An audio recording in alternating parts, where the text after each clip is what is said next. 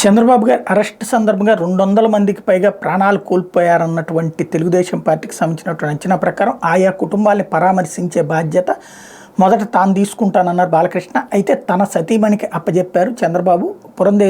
భువనేశ్వరి గారు అందరి ఇళ్ళకి వెళ్ళి పరామర్శించి వస్తున్నారు. వరుసపెట్టి ఆవిడ చాలా కష్టపడుతున్నారు. ఇంతవరకు గృహిణిగా ఇంటికే పరిమితమైన ఆవిడ ఆ మధ్యన అవమానాన్ని ఎదుర్కొన్నారు. అదే చంద్రబాబు గారిలో ఆగ్రహాన్ని తెప్పించింది. ఆయన అందుకని శపథం చేసి తాను మళ్ళీ ముఖ్యమంత్రిగా అడుగుపెట్టడం ద్వారా తన భార్యకి జరిగిన అవమానానికి ప్రతీకారం తీర్చుకుంటానని చెప్పుకొచ్చారు. మరొక వైపున చూస్తే గ్రౌండ్ లెవెల్లో భువనేశ్వర్ గారు వచ్చేటప్పటికి వివిధ ప్రాంతాలని పర్యటిస్తూ వచ్చారు, కష్టపడుతున్నారు. తాజాగా 149 కుటుంబాలు చంద్రబాబు సతీమణి భువనేశ్వర్ నిజం గెలవాలి యాత్ర భాగంగా ఇప్పటిదాకా పరామర్శించారు.